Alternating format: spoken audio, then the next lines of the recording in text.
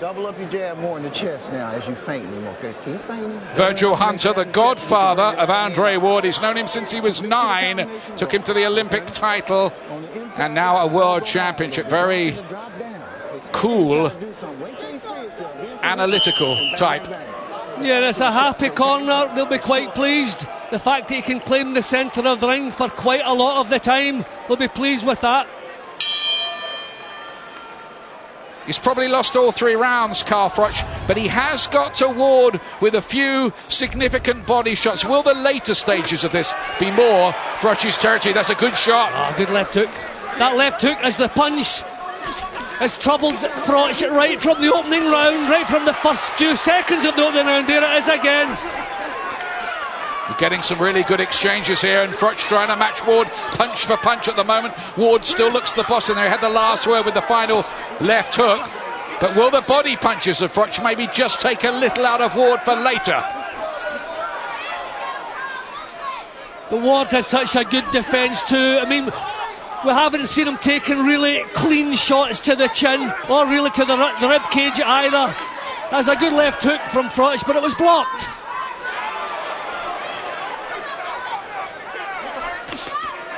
Got in with the jab that time, Carl Froch.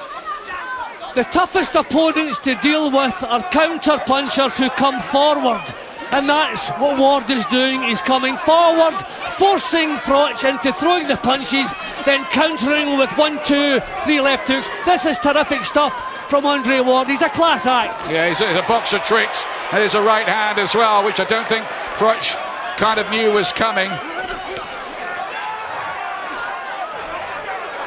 You won't find his style in the textbook, but it works enormously well for him, and he gets in with another right. He's getting the better of this argument at the moment. Froch has to find a way of just breaking the pattern here a little bit and catches 2 more. I mean, the quality there from Ward, the little feint before he went to work. I mean, a tremendous performance from Carl Froch. But if the fight stays at this pace, it's going to slip away from him. He needs to find a way to drop the pace, impose himself on Ward. But I think Ward is... good left hook there from Froch. And he is heavy-handed. He doesn't tend to take people out with 1 punch, but he can get to you, Froch. And he might believe that the last 3 or 4 rounds of this might be more his territory. This is physical. This is what Froch wants, isn't it? He's the one, but Ward is the one pushing Froch back to the ropes. We expected to see this the other way. Well, this is macho stuff from Ward. He's trying to prove to Froch that he can be the boss in there too. Yeah, and he's happy to stay on that left hook again from Ward. There's a great body shot from Froch in there, mind you, Jim. Very good body punch from Froch. This is getting rugged, rough, and increasingly fascinating. And this kind of action is the man who's forced to work at this pace that tires first. And I think Ward is the one who's initiating the attacks. But a great response there from Carl Froch. But there's that left hook again.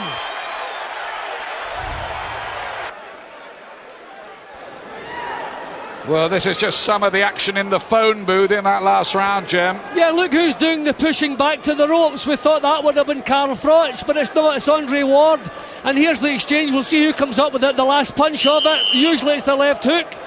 Would you guess it? There's that left hook again, which is working so well for Andre Ward. Terrific performance. It's almost like he's trying to say to Froch, I can be the boss if it gets physical as well, because Carl Froch had a lot to say in the build-up to this fight about how he was the tougher guy who could take it into the trenches. Well, Froch must realise by now he's not going... Oh, beautiful left hook, that was a solid shot.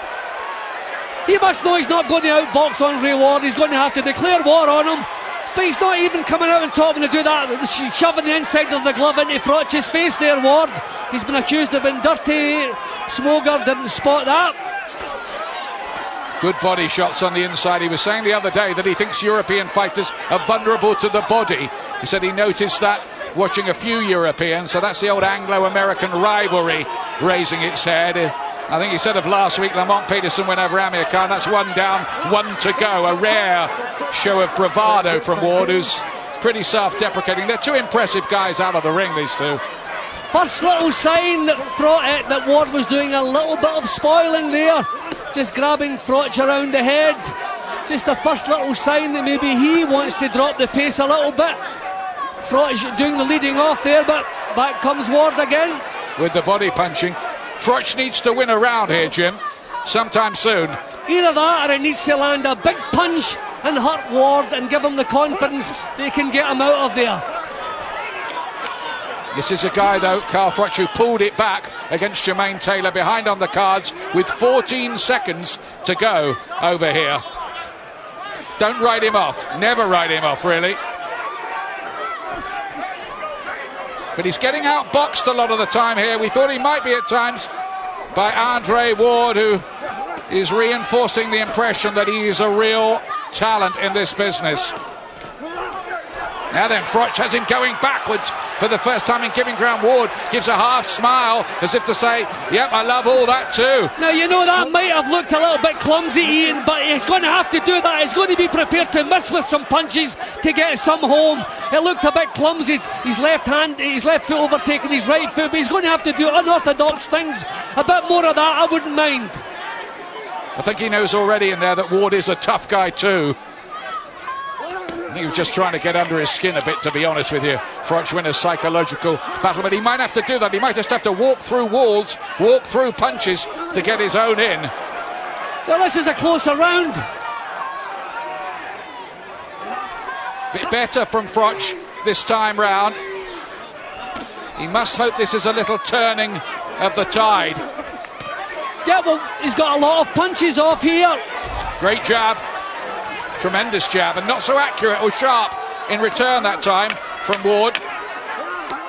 Again, good from Froch. In and out and away, and again. Good shot. Ward outboxed. He outboxed Ward for the last minute of that round. Froch wins that one. That one may have been the first round, though, the fifth that Carl Froch has won. Quite a sight here. Listen to me. Listen, don't sit back looking at him, because every time you do, he just hits you with a jab, all right? Relax. Put your legs out. Listen. Every time you sit back, he hits you with a jab, all right? 1-2s, 1-2 ups, and then you've just... Yeah, Ward started the round very well, picking up lovely shots, but then little signs that he wanted his spoil up close not work at the same rate, which allowed Froch to get right back into it. And I think Froch produced the best form of the fight for him so far. He kept the punches flowing. He used up a lot of energy in doing so.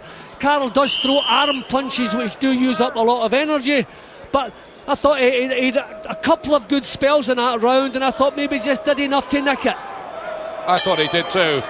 Don't know whether the judges did. There won't be any row about a hometown decision here, though. We've got an American judge, a British judge, John Keane, very experienced, and a Canadian as well.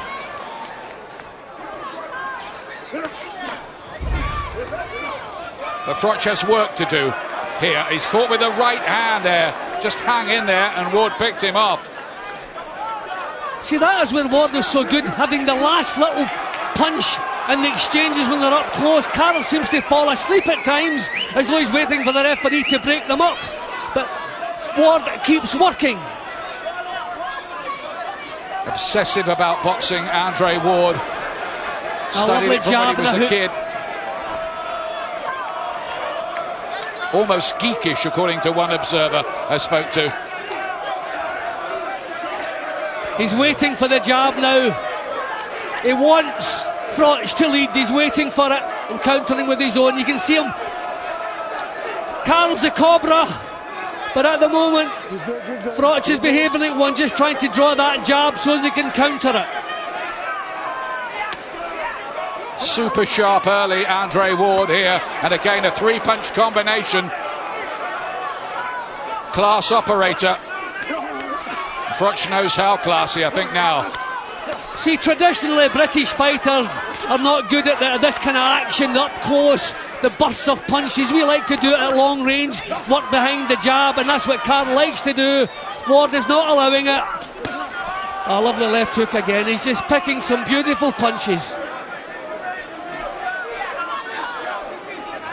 But we're not even at the halfway stage yet, and everybody thinks this is a likely points decision type of battle. Most of these fights in this series have a good right uppercut from Ward that time. I think he wants to knock out Froch, you know, here and prove him wrong. He said, "You never will knock me out." But I think Mikel Kessler was shocked at the strength up close of Andre Ward, and I think the same things happened to the Froch camp. But I swore I would never again complain about where Carl carries his left hand. I got another good hook from Ward. But really, you've got to get that left hand up. Caught again there. Froch going with a couple of his own. Tries to bully Ward, but Ward's having none of that at all. Again, barges Froch up against the ropes, and as if to say, it's almost a macho thing with him, I think, here to make a point to Carl Froch. And Ward is better at nullifying up close than Carl is. Beautiful left hook again. He's better at the old pro tricks than Carl is. Carl wants to stand there and exchange punches. Ward is doing the little gymnasium, slightly nasty stuff, if you like. He does have this iron chin, though.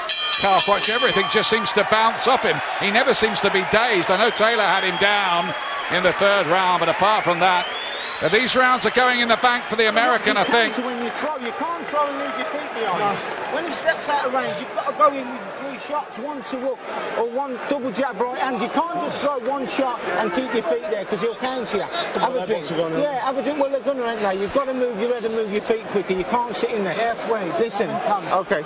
Listen, you've got to shorten it up inside. You can't go big and wide, because he just nicks the odd eye-catching shot inside. Yeah, on, you got to finish it tough, okay? Now you got to start doubling up the jab for me, but don't reach for him, okay? That's going to keep him occupied, okay? Keep him busy and occupied. Just don't let him keep getting used to one little rhythm and stuff like that. Fang, keep him busy. On the ropes next time. Virgil Hunter, he won 114 out of 119 in the amateurs as well. I think he's a bit resentful that he never got the big glamour boy treatment that Oscar De La Hoya and Floyd Mayweather and the like got after his Olympic gold medal, and he was in the shadows on the back burner. Well, back burner, he wasn't even in the kitchen really for the first part of his career. Well, he could well make up for that if this continues. 7th round, second half of the fight. Froch here having to meet fire with fire. There have been some furious exchanges. I said he was going to have to take shots to land shots. He wasn't going to outbox this guy. That's what's happening at the moment. But the better punches are coming from Ward. This is proving a very, very tough night indeed for Carl Froch.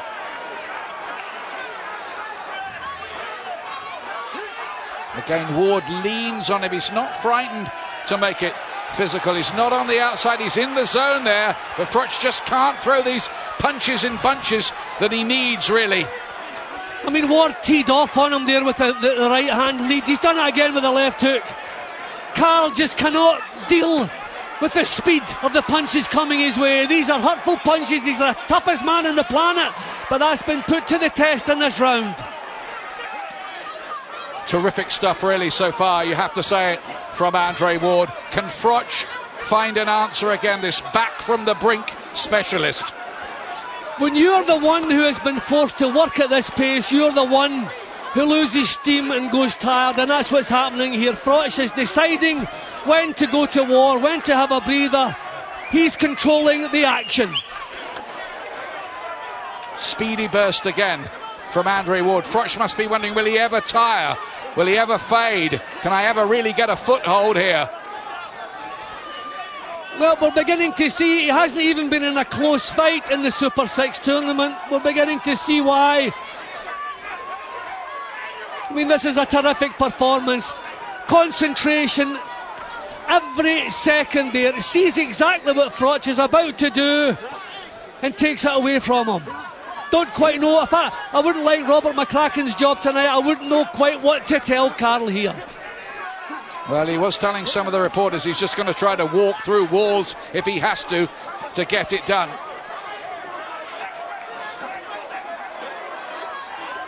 But he's just been outsmarted most of the way so far. Froch, he's trying desperately hard to claw his way back somehow, some way. But again, he's the one being pushed onto the ropes. Who would have believed this? Yeah. And full credit to Steve Smoger, he's left them to it. It's been physical, it's been tough, but he's just let them go on with the job. It's been clean too.